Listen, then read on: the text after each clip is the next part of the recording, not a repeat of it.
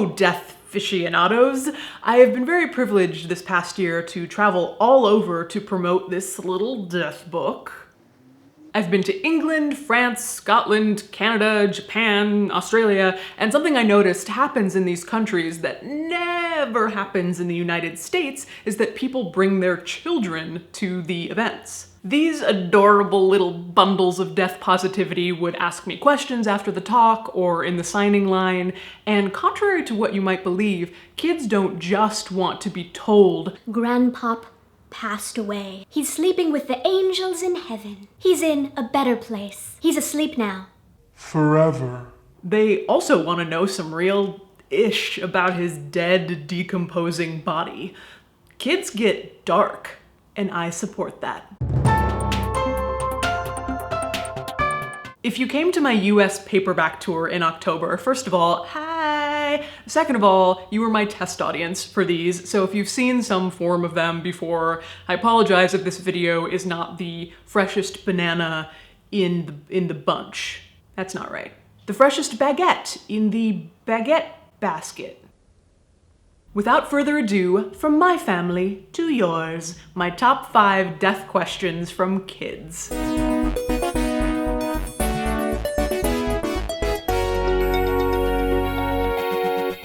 Question 1 came from this impossibly angelic child whose mother had to coax her up toward the signing table, and she leans slowly towards me and whispers, What do you do with the murders? "Oh, okay there, young lady." In a larger city like Los Angeles, where I work, if there's been a murder, it doesn't come straight to us at the funeral home. It would first go to the coroner's office. The coroner would perform an autopsy to either determine why the person died, or at least start the process to attempt to determine why the person died. We do see murders because I've only ever worked at funeral homes in big cities where there's gang violence and domestic violence and all sorts of terrible things. We actually had a sister who was paying for her brother's funeral who had been killed in gang violence, and she wanted him laid out as if there was going to be a big service, but she came in only with her young son and walked him up to her brother's corpse and said, "Look at him. That's gonna be you if you don't change how you're living your life and what you're doing." Which is tough love, but there you go. I also assured this young girl that random violent murders like you see on TV are very rare, and it was very unlikely that she was going to be murdered. And the same goes for you. I mean, results not guaranteed, but you're probably not going to be murdered.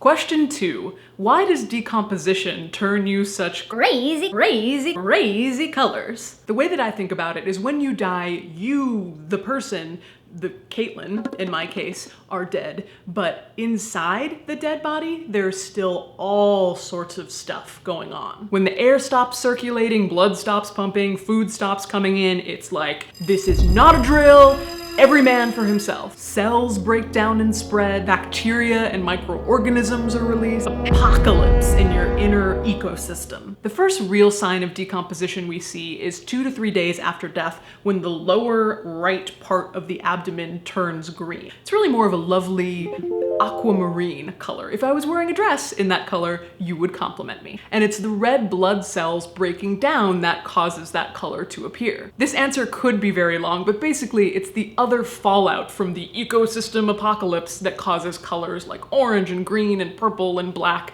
to develop. This is not a drill. Question 3, how soon will my eyeballs decompose? Fun fact, eyeballs are actually one of the first organs to decompose and liquefy. It's organs that have less muscle, like eyeballs, stomach, the intestines, that go first. Follow-up question, this was, a two-parter. Will my cat eat my eyeballs? The stereotype is that dogs are loyal and a cat knows no country and has no brothers, and that's, true. A dog will eventually eat your eyeballs if it has to, but a cat is much more likely to do so. I always said that my dear Meow, rest her soul, would waste no time in eating my dead body. Question 4. Do babies die? I don't want them to die. They give you a hug. Fortunately, most people really don't like the idea of babies dying either, which is why in the first world our infant mortality rates have improved so much. In the 1850s, infant mortality rates in the United States were that for every 1,000 babies born, 217 of them would die. And that's just for white babies. For African American babies, it was even worse. The number jumps up to 340 out of every 1,000 would die. In the 1950s, out of every 1,000 babies born in the US, 30 would die. That's a big change. Now, in the 21st century, out of 1,000 babies, only 5 die. That's a huge drop. Good job, medicine. Final question was, have you ever tasted a dead human body? Yes, child, I have. I find the young ones are most tender and Delicious. No, I haven't, and I didn't say that to the child, by the way, but that's because it doesn't have any meaning for me. But throughout history, there have been mortuary cannibals who have derived great ritual meaning from consuming their own dead. Some stories are beautiful, like the Wari tribe that I talk about in my book, and some are not so beautiful, like the Foray tribe in Papua New Guinea. They would eat the brains of their loved ones and contract kuru, a prion disease. Prion diseases like mad cow or Creutzfeldt-Jakob are terrifying, and since cannibalism spreads the disease, they ceased doing it in the 1950s. But just recently, scientists have discovered that there are whole swaths of the tribe that are prion disease resistant, which is rapid evolution at work, and so interesting. That's it! If you have a wee one at home, let me know in the comments if they have any questions, and maybe I'll do another video like this. I also really love it when kids say unexpectedly profound things about death, so if your kids do that, leave that in the comments as well.